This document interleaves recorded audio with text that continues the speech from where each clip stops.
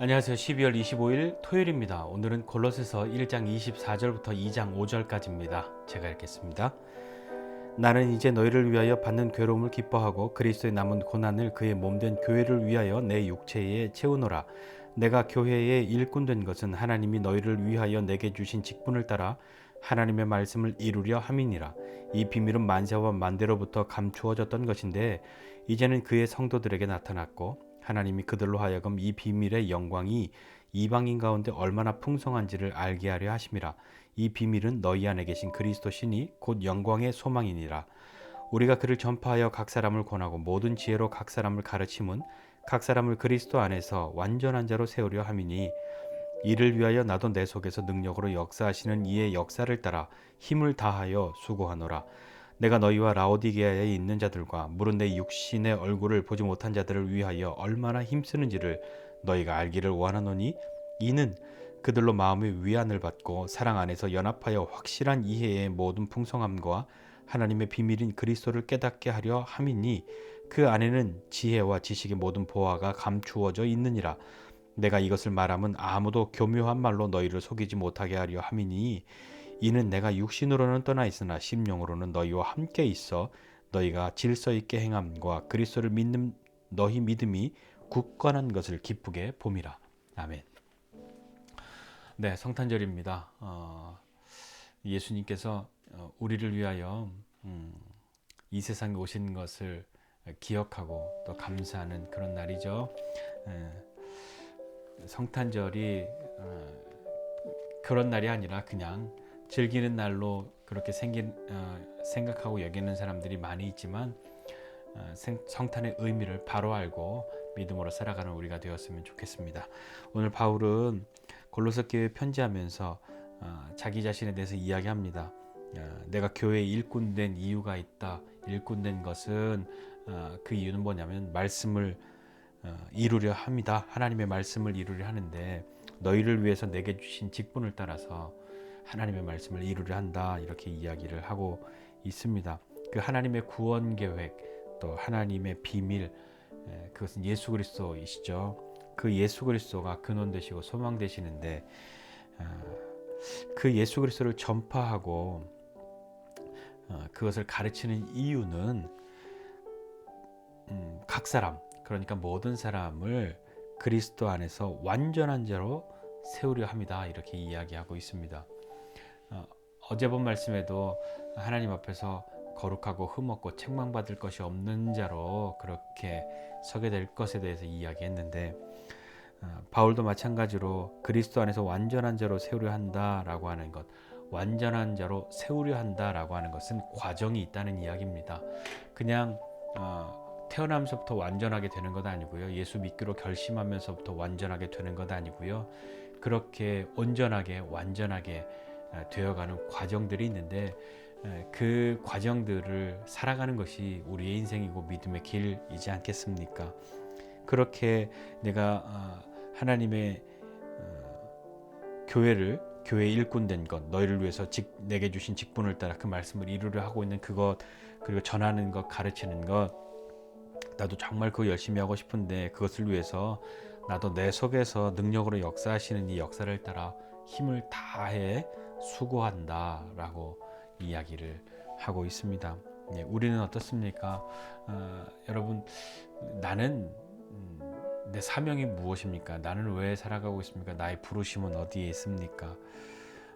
바울은 다른 사람들을 위해서 받는 괴로움을 기뻐하고 그리스도의 남은 고난도 교회를 위하여 내 육체에 채운다라고 고백할 정도로 그렇게 살아가는 삶의 분명한 이유들을 그는 알았기 때문에 그렇게 고백하고 고난과 어려움 속에서도 그 일들을 감당하려고 삶을 기꺼이 살아갔다는 것이잖아요. 우리는 사명이나 부르심을 대할 때 그래도 지금은 조금 다 다르게 이해하고 그렇게 가르치고 하는 것이 많지만 대부분 많은 사람들이 사명, 부르심 이것은 꼭 직접적인 하나님의 일 그런 것들을 하는 것만으로 생각하려고 했던 때가 있었습니다. 그러나 꼭 뭐 목사가 되고 선교사가 되는 것 이외에도 하나님의 부르심을 따라 우리가 해야 할 일들이 참 많이 있는 것이죠. 우리의 부르심은 어디에 있습니까? 그리고 어떠한 마음으로 그렇게 하고 있습니까?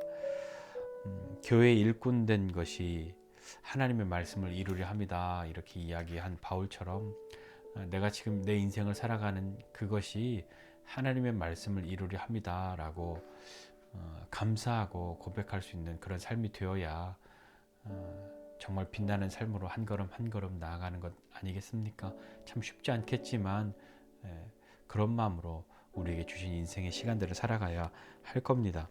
바울은 계속해서 라오디게아에 있는 사람 그리고 자기 자신을 못 본 사람들을 위해서도 얼마나 내가 힘쓰고 있는지 좀 사람들이 알기를 원한다. 왜냐하면 내가 이렇게 열심히 하고 있는지 수고하고 있는지 알아서 당신들이 나한테 잘해야 돼. 그것을 바란 것이 아니라 바울이 그렇게 했던 이유는 2장 2절이에요. 그들로 마음의 위안을 받고 사랑 안에서 연합해서 확실한 이해의 모든 풍성함과 하나님의 비밀인 그리스도를 깨닫게 합니다.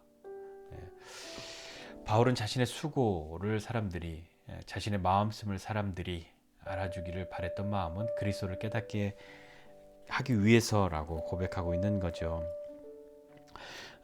그 그리스도는 모든 지혜와 지식의 보화, 모든 보화가 그 안에 다 감추어져 있다라고 말하면서 그 예수 그리스도를 가르치고 전하는 그 일이 자신이 해야 하는 일이라고, 그래서 그리스도 안에서 완전한 사람으로 완전한 자로 세우려 합니다 라고 고백했던 거죠. 그러니까 너희 이 예수님을 붙들고 이 예수님을 잘 알고 거기에 든든히 서 있어야 돼. 그 믿음에 있어야 돼 라고 말하면서, 이렇게 말하는 이유가 뭐냐면 거짓 교사들이 있는데 직접적으로 지금 아무 일이 없다고 하여도 바울이 관계되어 있던 많은 교회들에게 이 거짓 교사들로부터 오는 어려움들이 많았습니다. 그래서 아무도 교묘한 말로 너희를 속이지 못하게 해라. 너희가 속지 마라. 지금 그렇게 단정해서 이야기한 것이 아니라 너희가 그렇게 믿음에 굳게 쓰고 바르게 믿어서 아무도 너희를 속일 수 없도록 그렇게 하거라 라고 말하고 있는 거죠. 거짓 교사들의 가르침의 패턴은 유사합니다. 대부분은 아주 믿음이 강한 사람들, 이렇게 바울 같은 사람들, 교회 리더들이 많은 곳에 직접 들어가기보다 처음에는 이제 막 믿은 지 얼마 안 된 사람들, 무엇인가 이렇게 잘 정리되지 않은 사람들, 확고한 믿음 가운데로 들어가기 이전의 사람들이 타겟이겠죠. 보다 쉽잖아요. 그리고 그렇게 하면서 교회 그렇게 다른 가르침을 전할 때, 그러니까 예수님과 또 예수님의 사역에 대해서 조금씩 변질을 시키는 거죠. 예수님 좋은 분이지만 그것으로 완전하지 않아 라고 가르치면서 또 교회의 지도자들과의 갈등을 조장하는 일들을 과거나 지금이나 그렇게 하고 있습니다. 네, 그러니 바른 믿음 안에 서 있지 않으면 비슷한 이야기, 온 바울의 표현을 빌리자면 교묘한 이야기에 갸웃해서 속기 쉽다라고 하는 거죠. 교회는 어떤 곳입니까? 바울이 이야기한 것처럼 교회는 질서 있게 행하고 그리스도를 믿는 믿음이 굳건해야 할 곳이 교회입니다. 질서 있게 행하고 그리스도를 믿는 믿음, 다른 건 믿는 것 아니고요.